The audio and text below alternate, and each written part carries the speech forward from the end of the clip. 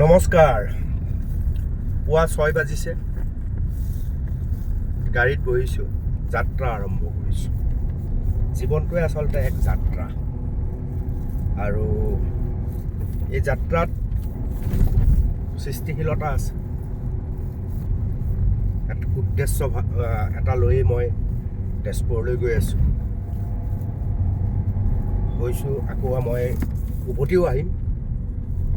আটাইতকৈ ডাঙৰ কথাটো হৈছে যে খুব বেছি আৰামদায়ক জীৱন মানুহৰ কাৰণে কেতিয়াও ভাল কথা নহয়। মই এতিয়া এটা চেনেলৰ মুখ্য সম্পাদক।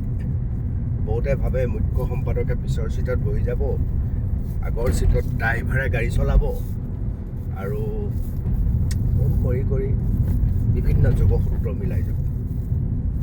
মই সেইটো ট্ৰেকত থকা সাংবাদিক নহয়। মই এনেকৈ নিজে গাড়ী চলাই মোৰ সতীৰ্থ কেমেৰা পাৰ্চনজনক লগত লৈ গাঁৱে ভূঞে য'তে ত'তে ঘূৰি খবৰ বুটলি ফুৰিবলৈ মোৰ বেছি ভাল লাগে। এই সময়ত যিয়ে কেমেৰা কৰি আছে তাৰ নাম হৈছে অমৰ।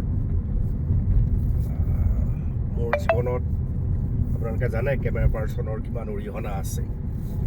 মোৰ কেৰিয়াৰটো বনোৱাতে মোৰ সতীৰ্থ কেমেৰা পাৰ্চনে সদায় উল্লেখযোগ্য ভূমিকা গ্ৰহণ কৰে। যেনেকৈ নিউজ লাইভত কানু তাইত আছিল, DY 365ত ৰাজু বুলি ল'ৰা এটা আছিল, NK TVত মোৰ প্ৰণৱ বুলি ল'ৰা এটা আছিল, আৰু এটা নেশ্যন এনিত এতিয়া অমৰ বুলি ল'ৰাটো আহিছে, আৰু এই মুহূৰ্তত সিয়ে কেমেৰা কৰি আছে। আৰু আমি এনেকৈ চাৰিওফালে ঢপলিয়াই খবৰ বিচাৰি ফুৰোঁ। এই কথাখিনি কওঁতে মোৰ মনলৈ ভাৱ আহি থকাৰ কাৰণে দুটামান কথা বোলো আপোনালোকৰ লগত শ্বেয়াৰ কৰোঁ। আমাৰ বহুত মানুহ আছে, কাম কম কৰে, কথা বেছি কয়।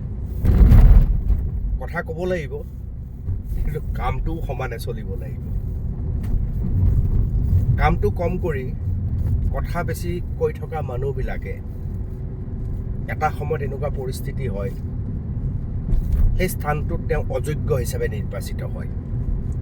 মানুহে পৰ্যবেক্ষণ কৰি থাকে আপুনি যি ধৰণে কথাবিলাক কৈ আছে, সেই ধৰণে আপুনি কামবিলাক কৰিব পাৰিছেনে নাই, নে কেৱল আপুনি নিৰন্তৰ কথা কৈয়ে আছে, কাম কৰা নাই।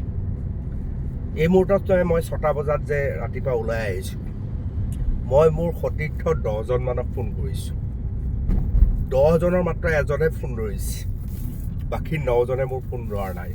কাৰণটো হৈছে তেওঁলোক শুই আছে, আৰু আজিকালি শুই থাকিলে জানেই ফোন চাইলেণ্ট কৰি থৈ দিয়ে। ৰাতি 12টা 1টালৈকে বা 2টা বজালৈকে কথা পাতে, তাৰপিছত ফোনটো চাইলেণ্ট কৰি 8 বজালৈকে মানুহে শুই থাকে। নহয় জানো? আপোনালোকৰ অভিজ্ঞতা আছে। এই বদ অভ্যাসবিলাক আমি আঁতৰাব লাগিব। আমাৰ যিসকল সতীৰ্থ সাংবাদিক, মইতো তেওঁলোকক কওঁ যে 24 ঘণ্টা ফোনটো খোলা থাকিব লাগিব। কেতিয়া কাৰ বিপদ হয় কোনো নাজানে।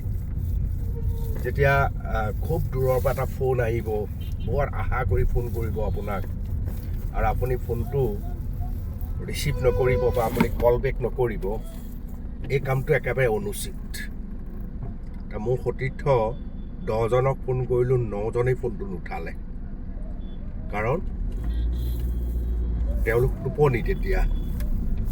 আৰু মই তেজপুৰলৈ ওলাইছোঁ, গাড়ী চলাই ড্ৰাইভিং চিটত বহি গাড়ী চলাইছোঁ। গতিকে আমি সকলোৱে জনা উচিত যে কামৰ এই পৃথিৱীত আৰু বিকল্প নাই।